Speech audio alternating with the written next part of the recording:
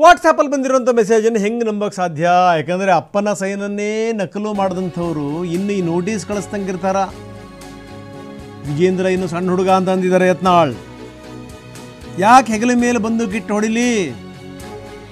ನಂದೇನಿದ್ರು ನೇರ ವಿಜೇಂದ್ರ ಹೇಳಿಕೆಗೆ ಯತ್ನಾಳ್ ಕೊಟ್ಟಂಥ ತಿರುಗೇಟು.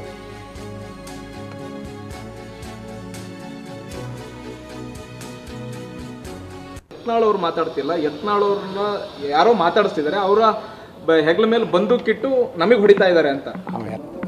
ಭಾಳ ಸಣ್ಣ ಹುಡುಗ ಐತ್ರ ಅದು. ಸುಮ್ಮನೆ ಯಡಿಯೂರಪ್ಪನ ಅಂಜಿಕೆಗೆ ಅವನು ಅಧ್ಯಕ್ಷ ಮಾಡ್ಯಾರ ಅಷ್ಟೇ. ಯಡಿಯೂರಪ್ಪನಿಂದ ಇಡೀ ಲಿಂಗಾಯತರು ಅದಾರ, ಎಲ್ಲಿ ಸುಡುಗಾಟ ಅದಾರ ಲಿಂಗಾಯತರು. ನಿಮ್ಮ ಮೇಲೆ ಯಾರು ಬಂದೂಕಿಟ್ಟು ಅವ್ರಿಗೆ ಹೊಡಿತಾರೆ ಸರ್? ನಿಮ್ಮ ಮೇಲೆ ಬಂದೂಕಿಟ್ಟು ಯಾರಿಗೆ ಹೊಡಿತಾ ಇದ್ದಾರೆ? ನಾ ಸ್ವಂತ ಸೂರದೇನ್ರಿ. ಯಾರು ಇವರು ಯಡಿಯೂರಪ್ಪನ ಬಚ್ಚ ಅಂತೇಳಿ ನನ್ನ ಲೀಡ್ರ್ ಅಲ್ಲ.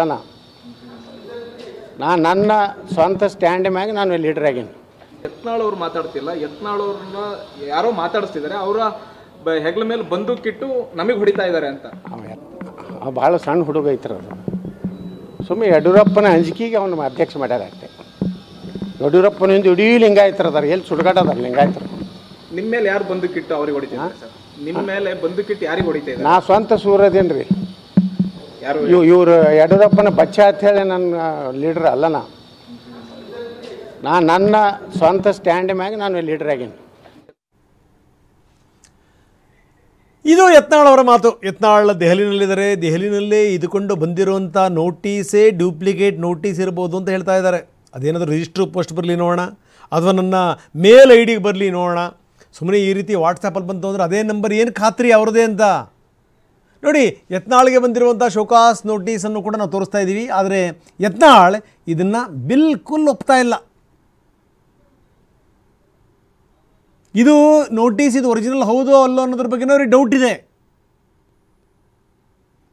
ಮತ್ತೆ ಅವರು ದೆಹಲಿನಲ್ಲಿ ನಿಂತ್ಕೊಂಡು ಹೇಳ್ತಾರೆ, ಯಡಿಯೂರಪ್ಪನವರ ಅಂಜಿಕೆ ಮೇಲೇ ಅವರ ಮಗನನ್ನು ಅಧ್ಯಕ್ಷನಾಗಿ ಮಾಡಿರೋದು. ಇದು BSY ಭಯದಿಂದಾಗಿ ಅವರ ಮಗನನ್ನು ಅಧ್ಯಕ್ಷನನ್ನಾಗಿ ಮಾಡಿರೋದು. ಹೀಗಾಗೇನು ಅಂದರೆ ವಿಜೇಂದ್ರ ಏನು ಸಣ್ಣ ಹುಡುಗ, ನಾನು ಯಾಕೆ ಯಾರ್ದ ಹೆಗಲ ಮೇಲೆ ಬಂದೂಕಿಟ್ಟು ಹೊಡಿಲಿ, ನಾನು ಶೂರ ಇದ್ದೀನಿ ನಾನು ಅಂತ.